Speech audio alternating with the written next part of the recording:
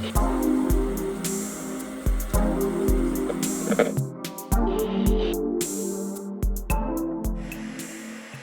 is going on, guys? Welcome back to Collective Comics and the Lights Comics Action Podcast. We're diving down deep into episode number 32 today. I'm joined by the homie Jake. What is going on, my man? What's up, man? What up, dude? How you doing today? Going on? Man, life is life. I can't. Yep.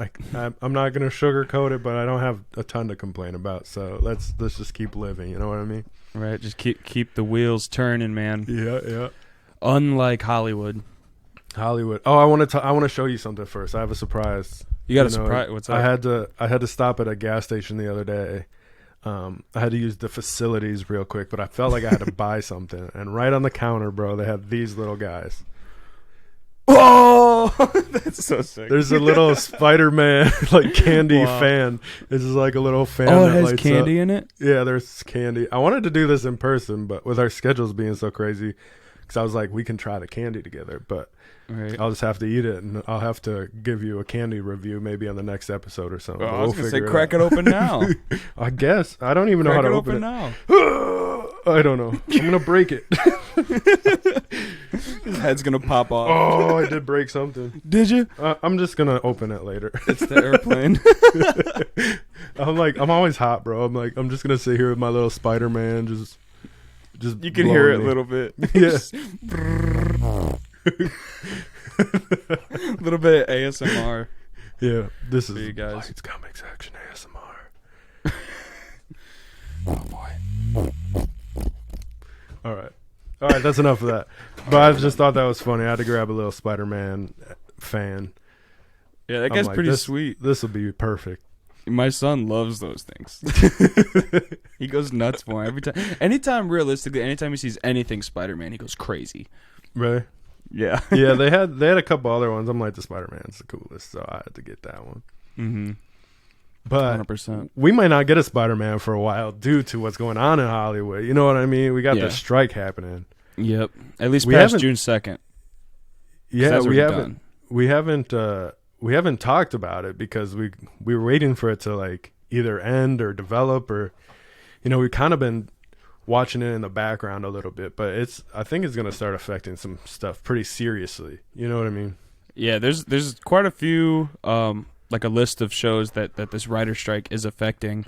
Kind of diving, I took a deep dive into this one. It turns out there's like a writers guild.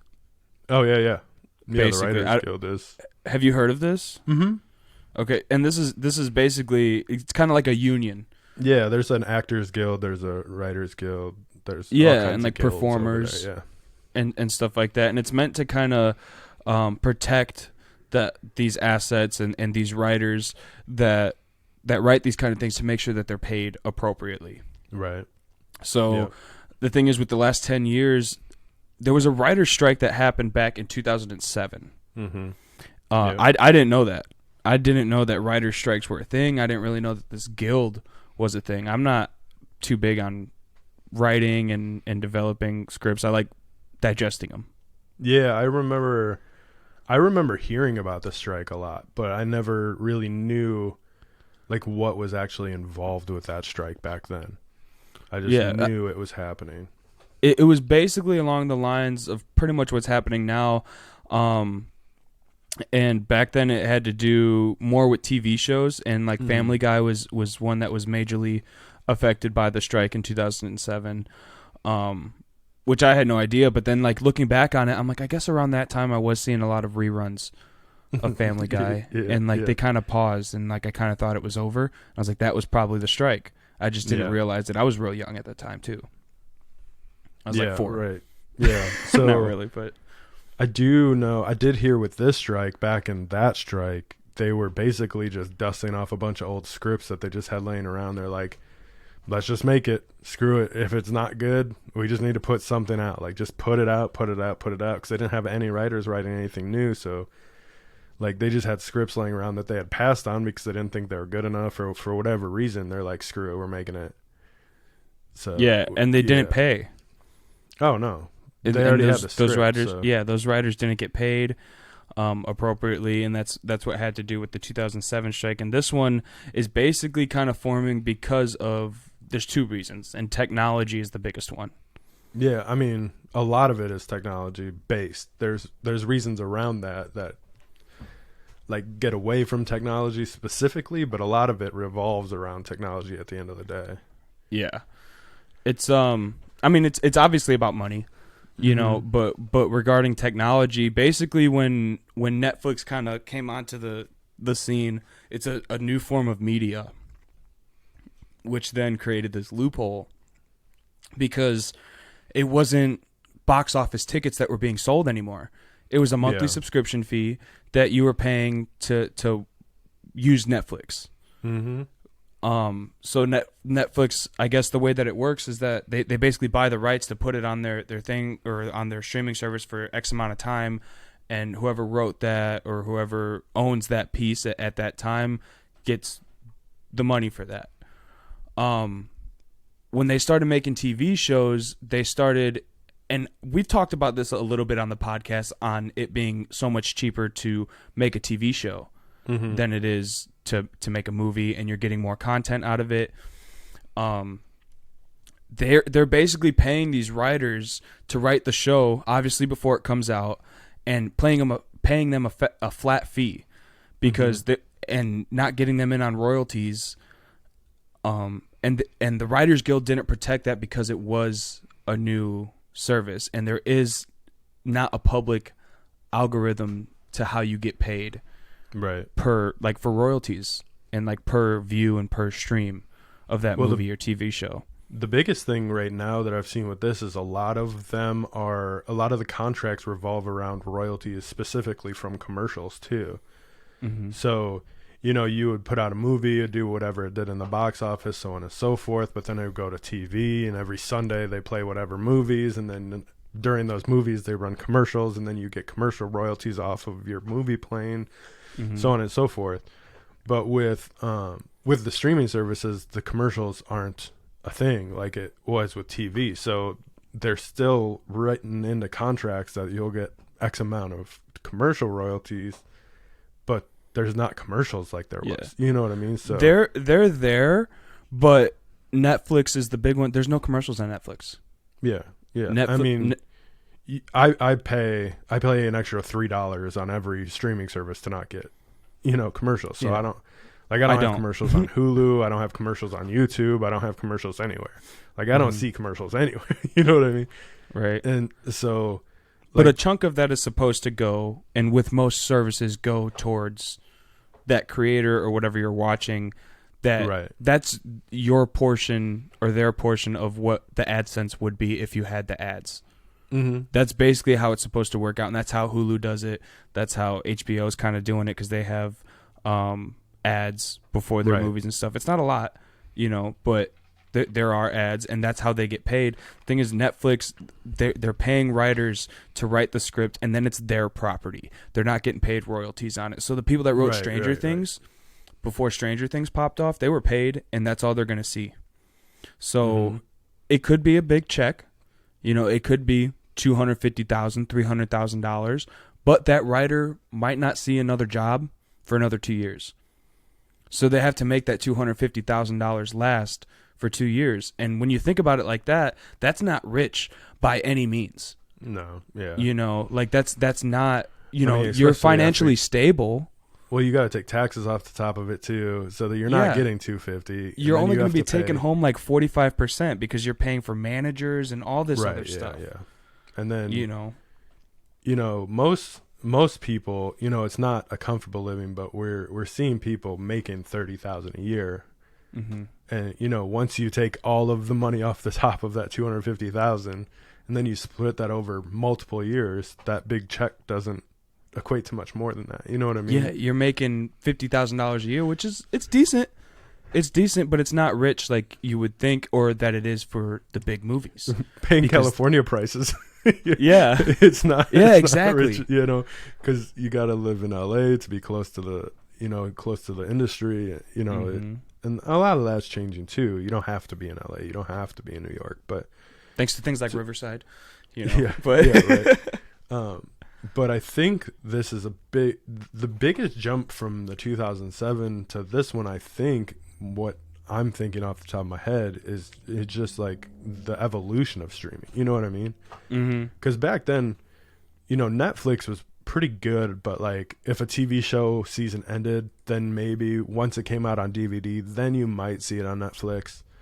But now we're seeing everything on Netflix. We're seeing everything on Hulu. We're seeing everything on NBC Plus or Peacock or me and my family literally just got rid of cable and are 100% on internet and Hulu Live. Yeah. And that's our cable. That's our cable box is Hulu Live. And I think it's crazy too because, we do. I bring it up all the time, but like we come from a music background and we kind of saw that switch over to streaming, and we know how crappy it is to get like what do you get like a tenth of a penny for 1,000 streams or something. It's like an eighth crazy. of a cent per stream. Okay, yeah. So but there's an algorithm to it, and that's our royalty. But it even took us this long to get to that point. You know what I mean? Mm-hmm. And they still keep track of. And there was issues back in the day that just got increased to the 8%. There's still so many issues, but like music as an industry was so slow to like accept streaming. You know what I mean? And now we're seeing the same stuff in movies, in TV. Because now there's Netflix originals like Stranger Things. Yeah. There's Peacock originals. There's things. There was a Hulu movie, and it wasn't supposed to be Hulu. It was supposed to go to theaters and be a big thing. I think it was an alien movie. I think it was called Prey. I'm not sure. Oh yeah. So that was not supposed to be. So the director worked on that entire movie thinking it was going to be something else, and then right before it was supposed to come out, and they're like, Hulu original now. And Netflix original is one thing, but Hulu original is a whole nother category. Yeah, you can watch Netflix and watch it for its original content. We all do it. We know things like Stranger Things, but Hulu original content is not as well known as Netflix is. You know what I mean? So yeah, I'm not willing to dive into a random Hulu one unless somebody says it's good. Yeah, I mean, and now we're getting things. It's just getting. I think there's so many things that are getting shady around streaming, and there has to be some kind of structure to it. Is just like the Lord of the Rings thing. I'm not a Lord of the Rings dude. I've never really been a big Lord of the Rings dude, but I know that this new show that just came out on Amazon. Like, they only bought enough rights to basically call it Lord of the Rings, but then they didn't have the rights for anything else, so they just had to, like, make it up as they went. So now, like, what are people actually getting? Is it Lord of the Rings, or is it just, you know what I mean? And we don't know any of that stuff as the consumer. It doesn't sound like the writers or directors know anything going into the projects, and it's just people at the top who are like, throw it over there, it'll be here, I'll make some money here, I already got this for cheap, so I don't care if it makes money, it's gonna make something, right? You know what I mean? It's crazy. Yeah, and that's where it's damaging to these writers now, because like I think that the prime example is Stranger Things, to where that writer got paid what they got paid to write the show, and I'm sure it's a little different now because it did pop off. And it's probably negotiated a little bit more, but those first couple seasons that he didn't have the royalties to, so Netflix got all of it, and those writers aren't getting their chance or at all, like being able to share that smidgen of success that is realistically because of them. If without good writers, your TV show is nothing. Right. Like it is 100% on them. It's 100% on good writers and good actors, and a good director. Other than that, you can fill in the rest of the team with subpar. I think. Yeah. I mean, you probably want good graphics artists. Depending on what you're doing, I think the biggest problem is it takes a big ass team to do this stuff. And the only person making money is the person who just sits in an office and throws money around. And yes, and most of the money that they're throwing around is into their own pocket. You know what I mean? And it's because the Writers Guild can't protect them at the moment.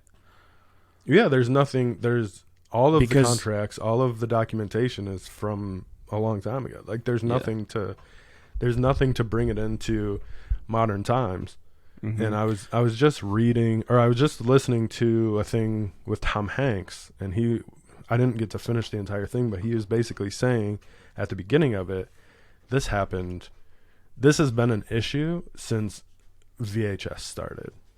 Because once it got to the point to where you could just grab a movie for X amount of money and watch it as many times as you want, immediately when that happens, so-and-so isn't making money off of royalties. You know what I mean? They make the money one time, yeah. Right. For that one view. I get a movie out of the dollar bin. And I mean, there's another side to this, especially as consumers and audience members. Everybody can be like, these people make enough money, they don't need money. Mm-hmm. But a lot of the people who are making money are not the people who actually make it happen. You know what I mean? There's a big chunk in the middle from somebody putting money into an idea to the actors on the screen. There's a big chunk in that middle that's not getting paid right. You know what I mean? Yeah, it's going to the wrong people. Yeah, I mean, at a certain point. And the thing that is the issue is that because Netflix and these companies are being private about how the algorithm breaks down like pay per stream or pay per view, I guess you want to say. It's not pay per view, right. But you're paid the same way it works like in the industry. There's an algorithm to it to where that you're going to get paid every single time that song plays. You're getting paid an eighth of a cent. It's obviously a fraction of a penny, right. But millions of streams later, it adds up to a decent buck. But I still think that's whack. But there's at least an algorithm to it and something that's protected by those royalties to where you are getting that much of a percentage of that person's monthly subscription fee. Why should somebody else do that when you're the one creating the content and you're the reason that people are on your platform? Right. It's why YouTube does it the way that they do it and have AdSense and things like that. They're paying you to keep people on their platform. If you're doing a good job and have a lot of people doing it and staying there, they'll show you cash flow. Right. The thing is that they're not doing that with these TV shows and these writers, and it's because they're being private about and not wanting to release the information, which I think should be publicly released on what it generates per view. Yeah, per episode. I always thought it was kind of crazy, and this kind of goes into your point, is like Sandman, for example, the DC Netflix original, or Moon Knight on Disney Plus, mm-hmm. And none of these streaming services actually have to or do go out there and be like, this many people, X amount of people watched this show. You know what I mean? They'll be like, biggest show of the summer, or they'll just say whatever they want to say, but mm-hmm. there's no numbers. But when they don't want to pursue it, they don't actually have to be like, we don't care that this many people watched it. It would be like, we don't want to keep doing it. You know what I mean? And then you just see this outcry from like millions of people online. Like, why did they cancel it? Weren't there's mm-hmm. this many people, but nobody knows why. You don't even know the amount of views that are actually getting watched. You only know what is in Netflix top 10 pick. And you don't know why it's there. You know what I mean? Yeah, exactly. You just know that that's getting the most amount of views this week. And for some reason it is, but that you only know the top 10 on top of that. How many views is it going to take to get to the top 10? Because there's a lot of good stuff on Netflix that's not on the top 10.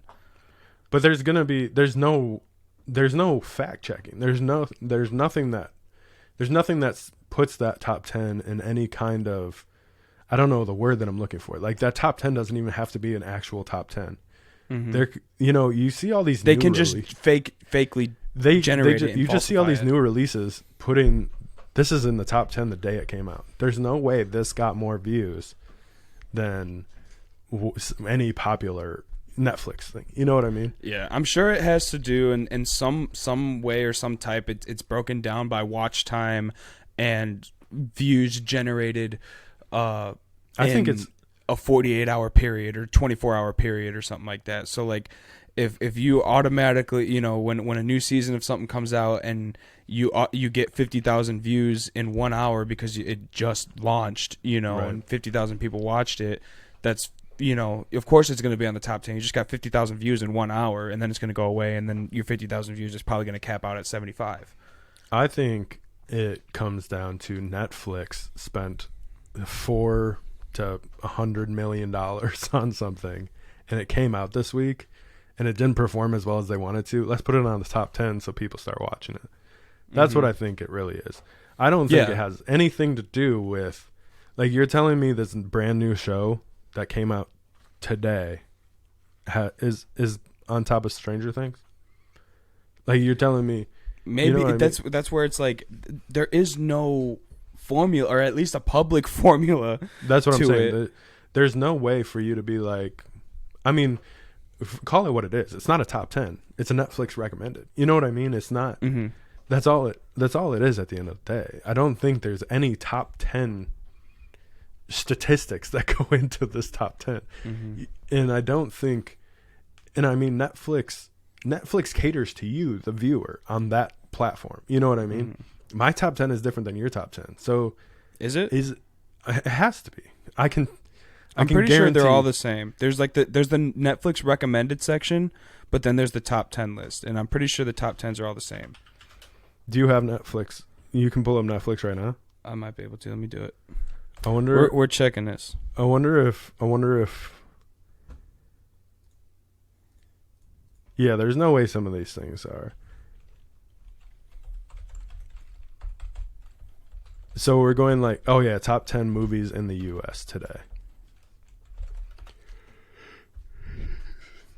I mean, I guess that's one thing because it's the top 10 in the U.S. today. Like, nobody's probably watching Stranger Things today. Yeah. You know what I mean? So I guess that's one redeeming thing, but I just feel they don't have to report anything. So why would they keep, you know what I mean? Yeah. It doesn't make any sense. I don't know, and that's am I messing up? No, I don't know if you can hear my screen. A preview just started playing. Oh. I was like, no, that's loud. I can't hear your screen. Right, I can hear you, but I can't hear your screen. Cool. But I can't log into Netflix right now. I gotta have to reset my password. But I'm pretty positive that they're the same, and like that's what they put out for that week. That the top 10 list is the same, but the Netflix what recommended is going to be different.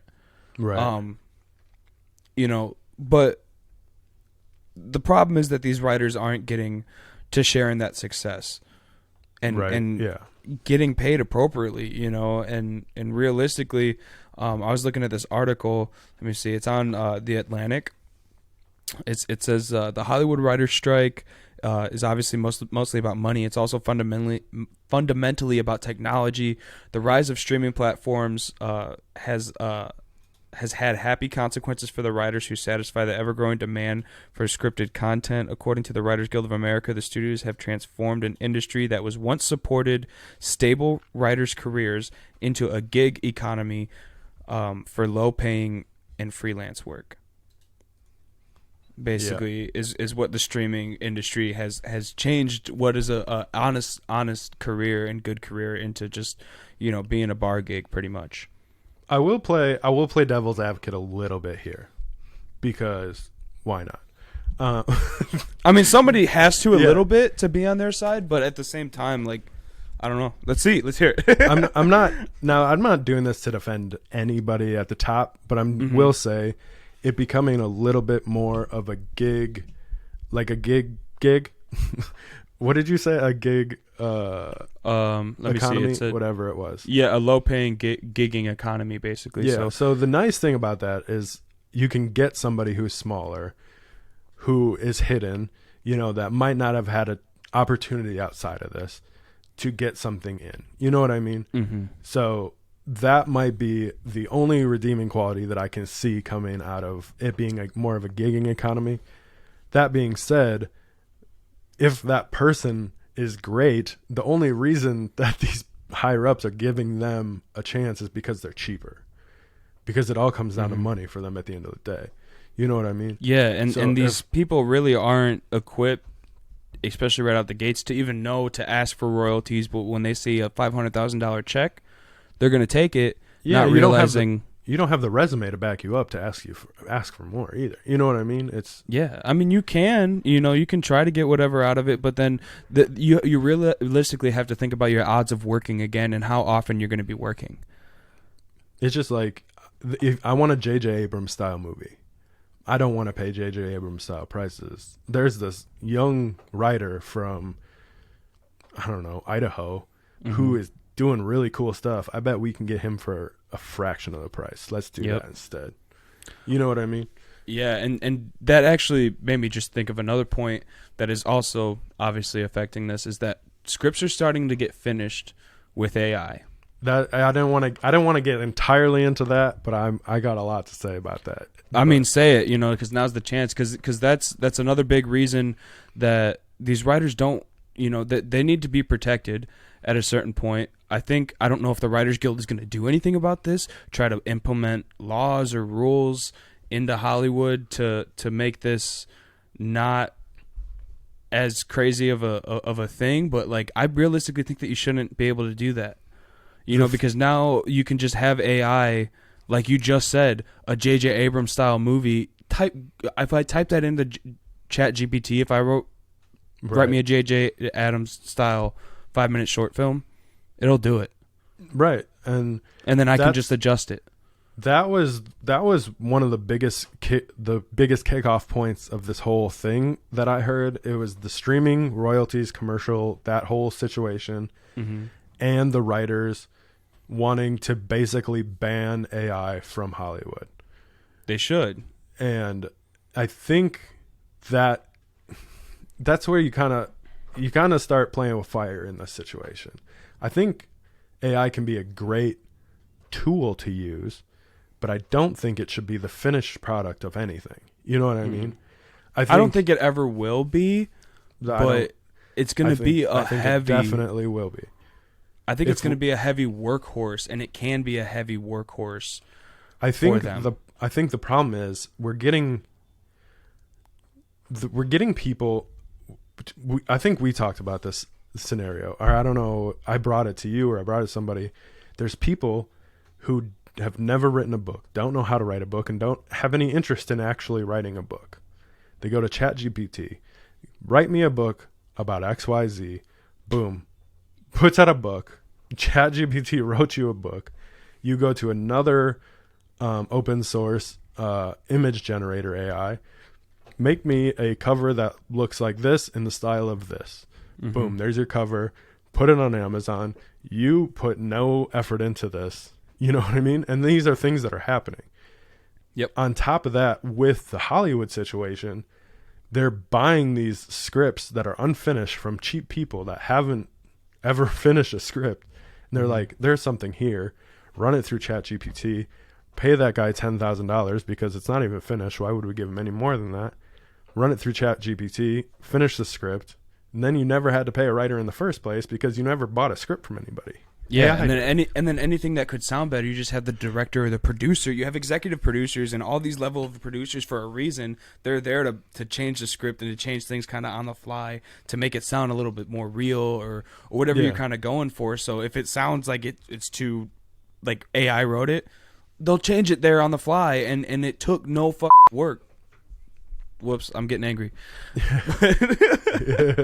I didn't even hear it. It registered after, but right. Anyways, but it takes no work to actually do that. But these writers, dude, they're so great. Especially like the thing is that we just got not too long ago this Netflix James Tinian Something's Killing the Children TV show that's supposed to be happening, and now this writer's strike is hitting, and I want to know how bad it's going to affect that, because was James Tinian not going to get what he should? Was he even going to write on it? Yeah, he signed on as one of the. Was he a consultant or a writer? I thought he was like an executive. Like it has to go through him. Oh, okay. And he has to like okay it. Because I know like a lot of this stuff and I could be wrong, but what I watched with the HBO, This Is Us, I think. Is it This Is Us? The zombie one? Pedro Pascal? Last of Us. Last of Us, that's what. This Is Us is a totally different show. Yeah. The Last of Us, they had other writers, but the guy who made the game and wrote everything for the game was there to like bounce ideas off of, and he's like, I never would have even thought about it, but these writers they took my idea and made it better, and you know, stuff like that. I'd imagine it'd be more like that, but you know, I mean, you have the guy there that wrote the book in the first place. Yeah, you might as well use him. Whereas like you could get a Game of Thrones situation where you start strong and then you don't care about any of the source material anymore. I'm pretty sure writers changed through that. Oh, it was the producers or whatever, wasn't it? I know the team changed like halfway through the show. I think it was the producers who were like, because everybody involved with the show wanted to do more seasons, and I think it was the producers. It was the two guys. I don't know if they were producers, whatever, directors, and they're like, I don't want to do this anymore. I don't care about this. I just wanted to do this for money or whatever, and I'm done with it. So they wanted to do like 6 seasons, but everybody involved wanted to do like 10. Yeah. So they're like, we'll give you one more season and we're done. And they just didn't care about anything coming out anymore. There was like a whole documentary or something that I watched on that, but I have to check it out. Yeah, it was it's just, I don't know. I feel like I'm very like passionate about a lot of this stuff, but a lot of times I don't even know how to put it to words. You know what I mean? Like, like I think AI could be really cool for like storyboarding, you know, or like basic character design, you know. I think it's a great business asset, and I don't think it's a good creative tool. You know, I mean, it obviously makes cool creative things for art and stuff like that, but I'm saying like more so in as writing scripts and stuff. I've used it to kind of help, you know, like if I have an email that I'm trying to write and I'm like, this doesn't sound as professional as I want it to sound, I'll throw my email into ChatGPT and I'll say like change the filler words and do this, and then I'll like run it through a couple times, telling it kind of what to do, you know, almost like a producer a little bit, you know, but that's all I see it as. I never see it. I can't see it as being like a full on like, this is the script, this is what we're doing. It gave me shot lists and stuff like that. Yeah. I don't. At least I don't agree with it. I mean, not that it can't do it. It can't do it that well yet. Yeah. But I just don't think that I agree with it, because you're completely, you know, this is what happened in Terminator, dude. You know, the machines are going to take over. You're giving machines intelligence now. It is kind of weird, just especially like how fast it's, you know, evolving, because Corridor talks about AI a lot. You know what I mean? And they've used AI. They actually used AI to make an entire anime just to see if they could do it. And there was a lot of hiccups, but throughout the whole thing, they're like, yeah, like this is a thing that you can do. They basically designed everything and blah, blah, blah, and then used it to create them in an anime style. And then they had to do everything to make the generations of the character similar. And it's a whole thing. And they talk about how you can use it as a tool. But they'll also be on the podcast and be like, I remember when this started getting big, and they're like, this is happening. It's probably going to be a couple of years before they fix this, and this. And then on the next week's podcast, they're like, so they fixed it all. Yeah. And like all of the little things that they were like, hey, this is really cool and it's going to be cool in a couple of years. And they're like, yeah, they did it. It's done. They did it in a week. And then they're like, yeah, but they still haven't done this, and this. And then a couple weeks later, they're like, well, they did everything that we talked about in the last one. You know what I mean? They're just specifically watching their podcast and be like, okay, I guess we can fix that. Yeah, I guess we can fix that. But I mean, we're getting into like, they're starting to generate 3D models, right? So you could go into an AI generator, make a character, not even make a character. You're going to type a couple things in. It's going to generate you a character. You jump on your 3D printer. Then you print a bunch of stuff. And then you go to C2E2 and you sell a bunch of stuff. You know what I mean? Yeah. Which, I mean, that's fine. That's cool. But, like, I think it comes to the point to where, like, people are going into AI. And we'll use Scotty Young because we talk about Scotty Young all the time. Yeah. They're like, I want this guy, tall, lanky, Scotty Young style, whatever it is. And they get it, looks exactly like Scotty Young did it. And then they go to these conventions. They're like, here's all my art. It's like, that's not your art. That's your AI, search Generated. Yeah. And that's where it gets weird to me. It's like, I'm all for like experimenting and trying things. And if this is what you want to do, then go for it. But don't call it your art. Like, don't call it, this is the movie that I wrote. This is the book that I wrote. Don't claim it as talent when you're cheating. Yeah, I don't even know if it's cheating. I mean, if you're putting it out there as something that you created, then 100% is cheating. If I traced if I traced a piece of Scotty Young, like a Scotty Young cover, if I traced a Scotty Young cover and colored him different, is that my art? No. I don't think so either. I think tracing is like if you took one like Scotty Young's style and started creating your own things in that style, I think that could be your art. You know what I mean? Yeah, but it's a cartoon style. It's a style. You know what I mean? You by default are gonna have, even if you like try to draw in a certain artist style. Like I like to try and draw in Todd McFarlane style. Yeah, all the time. But I it doesn't look exactly like Todd McFarlane. Right. It's never gonna look like exactly. Yeah, and I start seeing my own little thing that I start liking to do to add to it, and then it's a little bit different. Then it's like, oh, I drew that. It doesn't look like Todd McFarlane did it, but I kind of tried to make it look that way, but it looks different. Yeah, you're gonna find your own style. Yeah, yeah, and it looks unique, and that's the thing that you're just taking the whole creative aspect and the whole like. You're taking talent and throwing it out the window with AI. I think when you do I've heard a lot of people talk about like their ability to come up with the perfect AI prompt. And that's fine. There's a whole world for that. You know what I mean? You can search in like awesome AI generation prompts and things like that. And this person knows exactly what to type to get something that they want. That's fine. Mm-hmm. That maybe that's your superpower. You know what I mean? But just don't put it out there as your art. Like this isn't something that you drew. This is AI generated so and so whatever. Yeah, if you're gonna go and try to sell it as a AI generated art. Don't put your name on it. Be like, I threw this in ChatGPT. I framed it. I put the money into framing it. So like, I guess you could pay for that.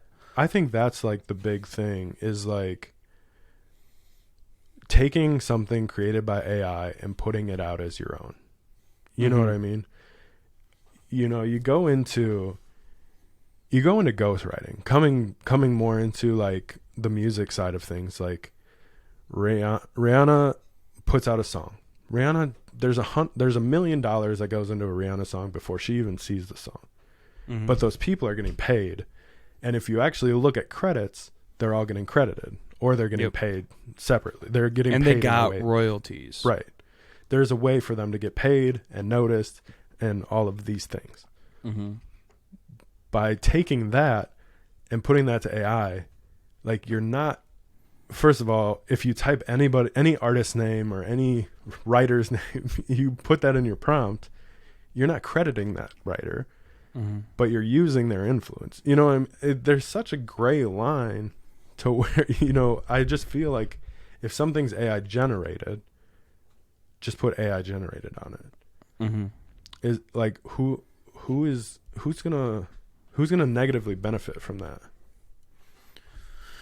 I mean, that person trying to sell AI generated art probably is gonna get negatively benefited from that, but if you jump on Amazon right now, you type in Spider-Man pictures, Spider-Man prints, Spider-Man canvas, Spider-Man art, and you see something that looks super cool and it says AI description in the 1,000 word title that they have on Amazon, does that bother you? Or do you just think it's cool to get a Spider-Man picture that you think is cool? I don't know. I think because I haven't seen it, I guess. I think... Because, I mean, I got a Red Hood Deathstroke print for Christmas or whatever. And I saw it on Amazon. And I didn't care who drew it. I didn't care where it came from. I just knew that it looked cool and it wasn't super expensive and somebody could buy that for me. Yeah. You know what I mean? Yeah, 100%. That's super cool. Yeah. Whereas, like, if I want a Scotty Young piece, if I want a Todd McFarlane piece, I will go search those out. But if somebody on YouTube or somebody on Amazon typed in an AI generator that said Todd McFarlane print, that's where I see a problem. You know what I mean? Yeah. And they sold it as a Todd McFarlane. That's where I start to see the issue. You know what I mean? Yeah. Especially in the society that we live in, that's super like, give it to me now, I want it right now, I got 10 seconds and you lose my interest. People aren't going to care. They're not going to notice, at least. And they're not going to care if it's AI, because like it's like, I'm getting it now. I just want it now. Like, give me content, give me things to forget in a week. Yeah. And that's all they care about a lot of times. Whereas, like, if I want to see a specific artist, you can't promote yourself as that artist without putting in the time, in my opinion. Yeah. Yeah, there's I call that like paying your dues. Yeah, I think it needs to happen a little bit, but I feel like a weird feeling around paying your, like, that whole like phrase. Yeah. Just because, like, I mean, there's a lot of people who might feel like they paid their dues and they're mad because they did. And you know what I mean? It's like, just do what you love. And yeah, you never have to pay your dues. You're paying your dues every single day because you're always growing. You're always learning. You know what I mean? And that's how I feel. But the way that I've always taken, like, pay your dues is I always use it at the negative points. So whenever anything bad would happen, I'd just be like, I guess I'm paying my dues. Right. Yeah. It's just like and a then it's motivation. Yeah, a little bit. Right. But and I think it needs to happen a little bit. It makes you a better person on the end, at the end of it. But it as far as writers, that's affecting mainly Hollywood and movies right now. But the AI thing is going to affect comic books. Oh yeah, 100%. I don't know if anybody has put out an AI generated comic book yet, but it's only going to be a matter of time. Right. Because now we just had a conversation last week with Tommy. He's putting out his own comic book right now from World at War Comics, which is a great comic book. I think it was really awesome. Yeah. Yes. But we kind of talked about the pricing on, it's a lot of money to pay for an artist. And if you want that artist to stick around and continue drawing other issues, you have to pay them well. At a certain point, like, now you just took all that money, thousands and thousands of dollars that you had to spend, and you can put it into AI, put out your own comic book. Whether you should or not is a different story, but you can do that with AI, and it's kind of scary to just know that, like, is this going to discredit everything that has, ever been put out or is going to be put out from now on? I don't know. I feel like we could do a whole episode on, like, where to draw the line in AI and what does that mean to us and you and me, and we could learn a lot about each other. Oh, and then, but I don't know how far we want to get into AI apart from, like, the writer's strike. Because I think it's just as big of a part of it, and I think that it does need to be kind of banned from Hollywood and not used in a creative sense, because then you're going to devalue everything. Yeah. Because if people can just do this for free. So it's like, I guess my question is, like, going back to that then, where do we draw that line? Like, because something as small as, like, thumbnail generation, was generating thumbnails for YouTube videos. Mm-hmm. Could not mean anything to whoever. I'm going to sneeze. Oh, bless Anyways, that might not mean anything to the person putting out the YouTube video. Like, oh, I put in so much work into this video, blah, blah, blah. I just need a thumbnail, screw it, AI. But if you go and you pay somebody to do those thumbnails for you, then you're creating two jobs. You know what I mean? So, but also like, if you're using AI to create thumbnails and you take that money that you would spend on all your thumbnails and put that in the back end to pay an editor or pay an artist for something else, you know, like where I feel like there's so many gray lines around AI, and it's not going to take long before like we're too far in to look back now. You know what I mean? I'm already seeing it with a lot of YouTubers and like other media channels that I like to watch on YouTube that they're saying, you know, like this, like, why did I waste my time, you know, for AI to come in and now do this? Why would I ever waste my time generating or making my own thumbnail now? Yeah. You know, when I can take a picture, take a selfie of me, put it in there and say, put me in front of so-and-so object and make it a clicky, trendy thumbnail. Right. Using big words, you know, or whatever, and it's going to generate it for you. It's going to automatically give it to you, and it's probably going to look pretty good, probably a lot better than you're going to be able to with the time that you have to make a thumbnail. Right. Because, like, realistically, I mean, we have it pretty set up, fortunately, to have, like, our own little presets and stuff like that for our thumbnails, but it took a while to make those. Right. That's a lot of fucking time. I'm getting mad again. I guess it just like, and then it's just like somebody who wants to start a YouTube channel who doesn't have financial means to do so, like to do hire editors, hire this, hire that, get custom thumbnails every week, doesn't know how to use Photoshop, doesn't have Illustrator, whatever the situation may be. Is it wrong for them to use AI because they can't afford to do all the things that, you know, but once they use AI to generate a little bit of this, a little bit of that, maybe they can get some money coming in, some revenue, then they can start to afford buying an art or paying an artist but why would they at that point? But yeah, that's what I'm saying. Like where? Yeah, it's a weird thing. It's a double-edged sword is what it is. Right. You know, because like for that person, it's a great tool, and it's something that like, oh, I don't have the education and I don't have the money to be able to do this kind of stuff, but I can throw it into AI and get it done and start being successful at it. But then at the same time, you have people that worked their way to the top, grinding away, spending hours and hours and hours on their thumbnails, trying to make the best clickable thumbnail there is, and has built, you know, maybe 1 million followers doing it for the last 10 years. Yeah. You know, but now this new YouTuber that's doing this with their thumbnails, or this new creator, is almost devaluing all the time that these past creators have done and all the work that they've done to make. I mean, I don't know if it's a good thing that social media is what it is, but that's a whole nother what argument. It is. Yeah, you know, but social media is a good thing. It's a good business marketing tool, and that's what it's, you know, realistically, if you know how to use it, then it's a great thing. You know, there's a lot of negatives that come with it, but that's, like you said, that's another conversation. But it's kind of devaluing everybody else's work. Yeah. You know, at that point, why would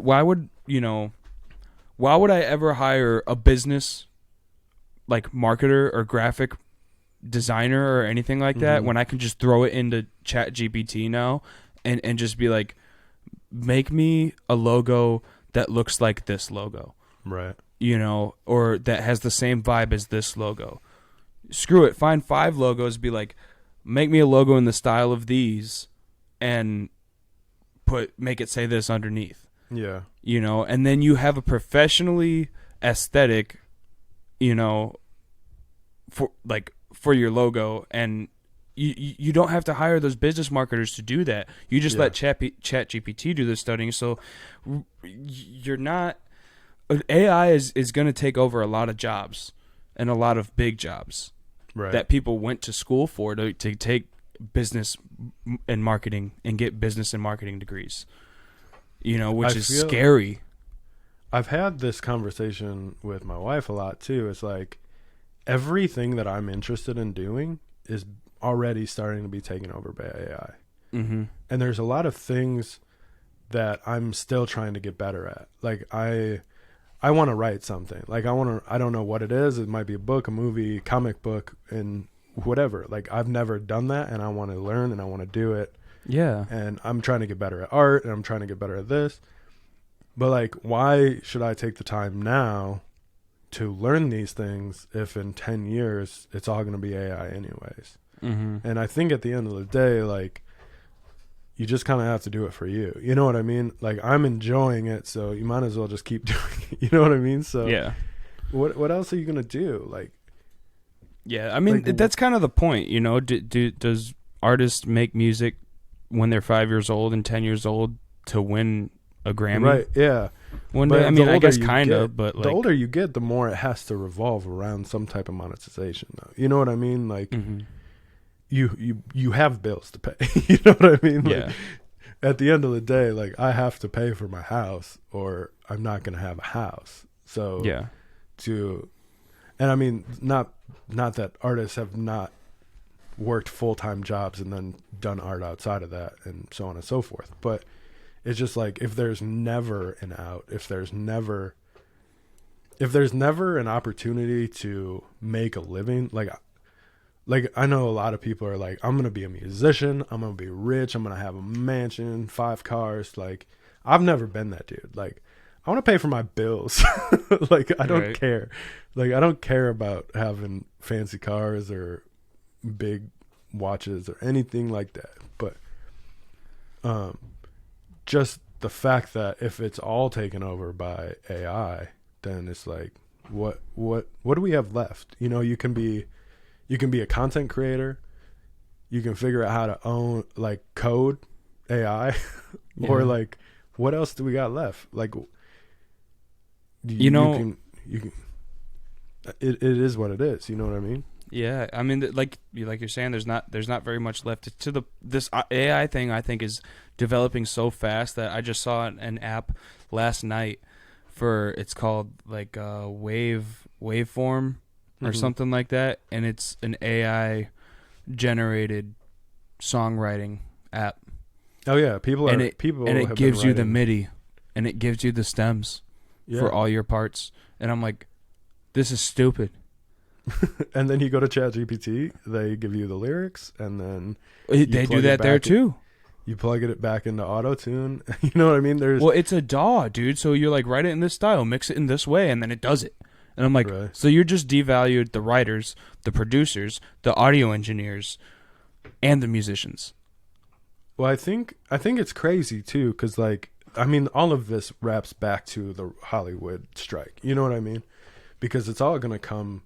It's coming for everything. You know what I mean? It's coming out. It's coming. I think automation in like the industrial age was like a very big concern of like, machines are going to take our jobs. They're going to take our factory jobs. Now it's seriously a thing. But like back then, like you had to have a machine to do the job, but then you had to have 2 people to work on the machine. To maintenance the machine. Yeah, you're at least creating a job with that. Now you're not.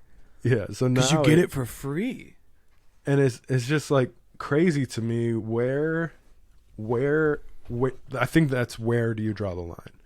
Mm-hmm. I don't know if I ever finished my thought that started us on this, but the big thing that started the strike that I heard was the whole commercial royalty situation and them wanting to ban AI from Hollywood. Mm-hmm. And that was the big thing that Hollywood was like, hold on, let's stop and think about this. It wasn't like, oh yeah, we'll give you whatever royalties, like we can discuss that. Mm-hmm. And then they're like, we want to ban AI from Hollywood. And they're like, wait, I don't know if this is going to work out. You know what I mean? Like, because they see the potential in not paying people to make this stuff. Yeah. And I've made some things in AI. I think it's super cool. And I think it can be a cool tool to once in a while be like, hey, I made this in AI, check it out. It's trippy. I think it's a cool, like a social media post just to pump an algorithm for the Instagram, you know, put a cool photo up, you know, or something like that. I think that's all it is. And it's a tool to, like I just said, pump the algorithm when I'm being lazy and don't want to make a piece of content. Right. And that's all it ever should be. You know, it should never take a job. As far as it being a tool, like I was saying earlier, I think it can be great for things like storyboarding, you know, like, or like character design initially, you know what I mean? Like you want redhead, feminine, tall, skinny, whatever characteristics you want, and you generate 15 of them. You take the 5 that you like the best, and then you go to an artist or a casting director, or, you know, and you piece this together in a costume designer. But like at the end of the day, it's just like a direction. You know what I mean? It's just, it's not an end all be all. You know, this isn't your character at the end of the day. Yeah. And as far as storyboarding, it's like character in desert looks left. Boom. You know, that the character's not even going to be your character. The desert isn't going to be your final desert. You're going to go to an artist at the end of the day and change all that. You know what I mean? Storyboarding is a whole job in itself. You know what I mean?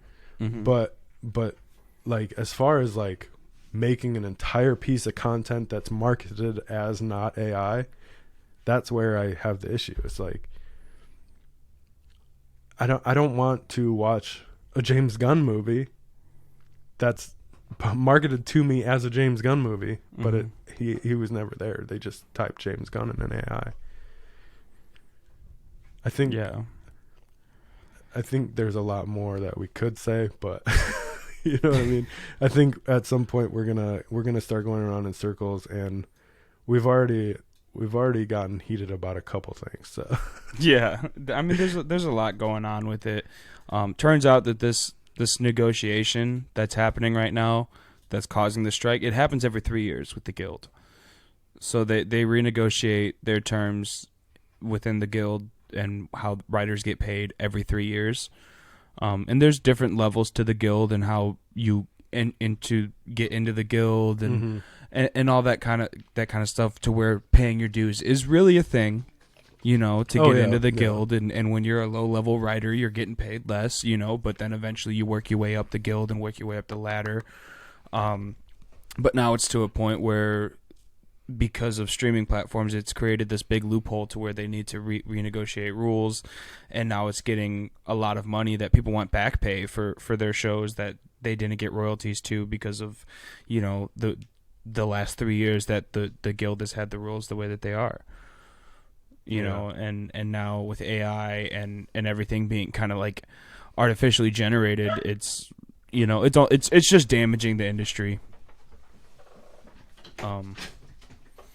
It's sad.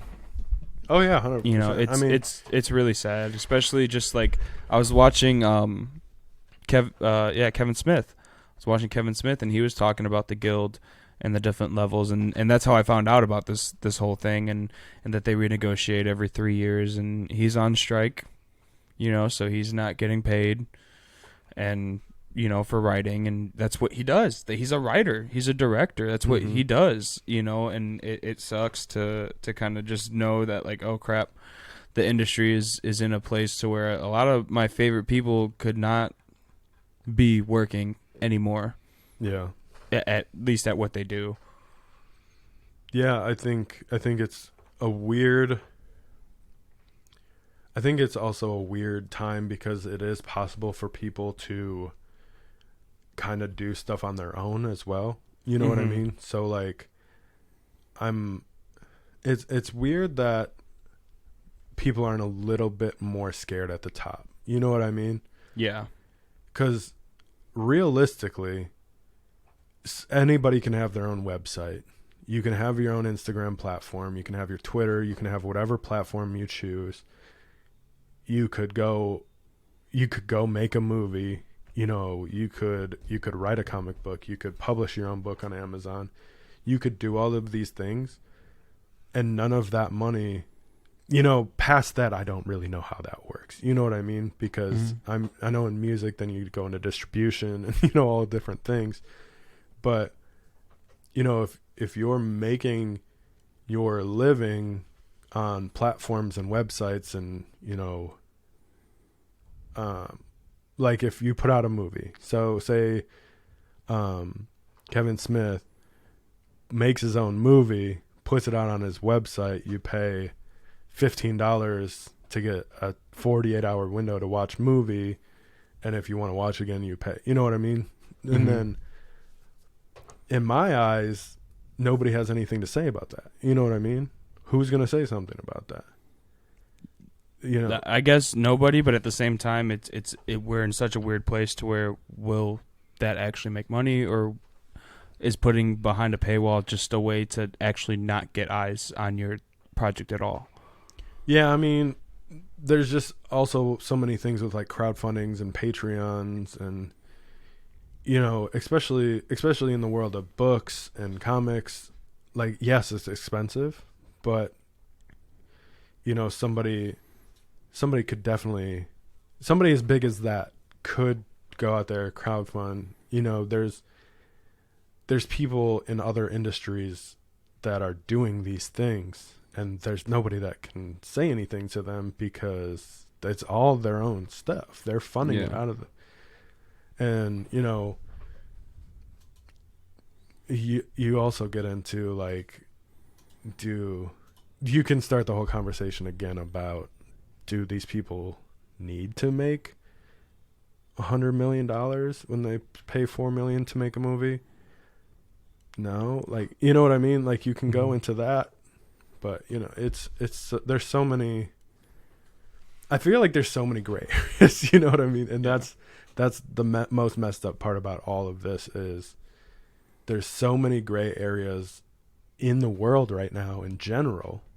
You know, there's so much fighting each other, so much fighting for this and fighting for this, and I like there we can go into so many different things that I don't want to touch on, but like so in this group of people literally can't survive, and other people are like, tough, you know what I mean? Like, don't we want a little bit more unity and like happiness across the board? Like, I understand struggles. I have my own struggles. Everybody has struggles. Yeah. But like, shouldn't there be like a bottom line? Like, we all want to be at least here before we start. You know what I mean? Like, I don't know. Maybe I'm a hippie. I don't know. Like, what do you want from me, dude? I mean, I feel like you're just a good person, and that's what it comes down to. And just like people caring about people, and like, when did that go away? You know. But like, I understand how business works, and just because somebody has a net worth of X, that doesn't mean that's the money in their bank. That includes all of their businesses, and they have to pay bills, and you have to keep the lights on and the heat on. And taxes. You have to pay all this stuff. Like, I understand that's not what, like, you might be worth $1 million, but you might not have seen $1 million in your bank account ever. I understand this.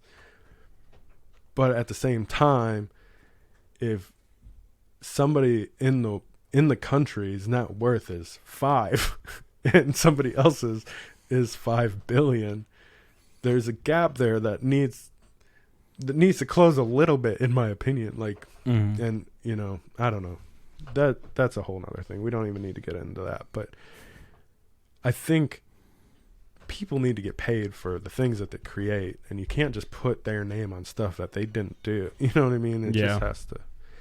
The people, but the rich, whatever. Lifestyles of the rich and the famous. The rich get richer. You know what I mean? So. Yep. I guess so. Not them.